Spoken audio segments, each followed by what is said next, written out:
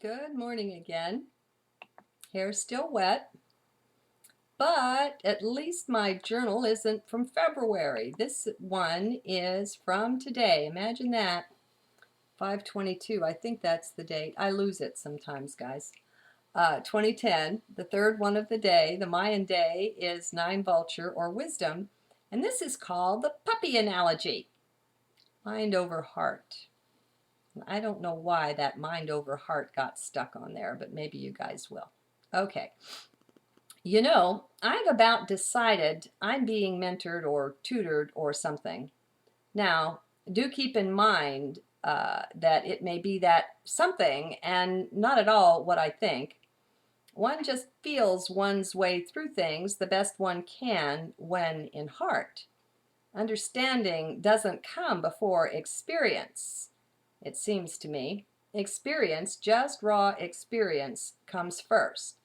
And let me put in a little side note here. This is not the face-to-face contact and mentoring spoken of by the Andromedans and Alex Collier. Okay, experience comes first. That is, if you will let it, if you're brave enough. It's a bit of a conundrum too, because to be in heart is what we're discussing, and yet it is in heart where there's no fear. Thus, I'm both calling you to the place and expecting you to hear me from the place. Interesting that. Anyway, the point in all that is that bravery is shed like a snake's skin once you're in heart. There's no fear in there to call it up. Just no need for that. Well, not of the 3D sort. You see, your bravery, if that's what we call it, is built in, ready-made. You come with that. Bravery is us. So anyway, back to what's happening with me of late, this tutoring or whatever it is. It's like God or source or light or perhaps light beings, I really don't know, folks, quite the bulk of the time, has made a friend of me, is taking me in and conversing, giving me ideas and sharing vision of what could be, how that works. Frankly, it's amazing. Yet it comes in so softly, it could be deceiving if you're in mind. I don't think I'd be able to hear or perceive this from there, or what I'd get would be distorted. Mine does its best and all that, but that's just not good enough here. This morning, when, with coffee and puppy, I walked outdoors to sit down and share the sun, the breezes, the birds, the earth, I found myself weeding my zoysia lawn, whose spreading I want to help. I love that grass. Well, the funny little puppy, who just loves to romp and play, of course, at 4 months old, has taken up weeding. Yep, he gets his little snout down deep to the base of the grass or weeds and grabs a bite. He pulls it up. You should see, it's funny. He's a hoot, of course. Like so many animals, he loves to munch on a weed or a blade of grass here and there. He's heck on my little stacks of weeds, too. But now this, he lends a mouth, if not a hand, dear pet. It's so sweet. Well, let's look at a lovely little analogy. Here I have this zoysia grass lawn that's grown in from plugs planted decades ago. And I'm in zone 6, by the way. If you've never had zoysia, then you wouldn't know what a deep, soft, thick carpet of grass it makes and how it grows in so densely that it chokes all the weeds out. I pull them just to give it a boost in the area where it's spreading, moving from front to back, where I want it to go. So that's what I'm doing. I'm just loving the zoysia grass along. Yes, all right. I even talk to the weeds I'm pulling, what's the score and why they must go. It's all very loving. Anyway, what's the point? Well, I'm getting there.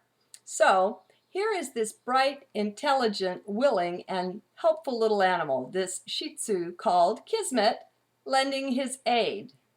Now consider, does he understand what I'm doing or what he's doing in this? Does he have a clue? Okay, maybe the barest of clues. Do we agree? Now, what if I was to try to explain to the little pet just what I'm doing and why? What about that? Would he get it? Could he get it? Well, no, of course not. Now consider. Your mind is like that. Your mind is kismet. It wants to be helpful. It watches things closely and it joins in. It would run the show if you let it. It can be useful. Well, okay, the analogy gets rather weak. It breaks down here. Your mind is far more useful to you than any little pup ever dreamed of being. But still, you get my drift. Your mind is to your real self as kismet is to my understanding of what I'm doing and why with my zoysia grass. It is really that small, that inconsequential, if you will, next to your real cosmic beinghood. Not that there's a darn thing wrong with it. That is not what I'm saying. Nor am I saying it's as dumb as a dog. Please don't misunderstand. I'm just saying that the gulf between mind and heart is, at a minimum, at least that wide. Do you see? It came so clearly to me as I was sitting there in my lawn chair, soaking up the morning sun, being in heart, and pulling a few weeds with the puppy there, book in hand. Took a while to get to that. How amazing it is when we get an experience and then try to share how many words it does take. And even then, maybe we managed it, but maybe not. We just share the fragrance of it. That's one of the better things about staying in heart. You just flow. You don't have a destination all planned out. Now, while I didn't sit down to journal to share that, it was not even on my mind at the time. It came up in the writing, so I decided to do so. Do you see how, at that point, I switched over to mind? Well, no, not completely, of course. I wouldn't want to leave heart for that or anything. But you can still see how the mind entered in at that point. I had a destination, an expectation, a picture of what I wanted to say. That's the mind, pretty much. Now, don't take what I say for any kind of gospel or truth, though, okay? Just ride beneath the surface of the words and connect with the flow that's there. You can do that. You are equipped. You do it all the time, just unknowingly, unconsciously perhaps. Well, I'm calling you to begin to do it with awareness, to be more observant of yourself. Start watching. Be aware of when you're in heart and when in head. Be aware of what's acting, where you're coming from when you act.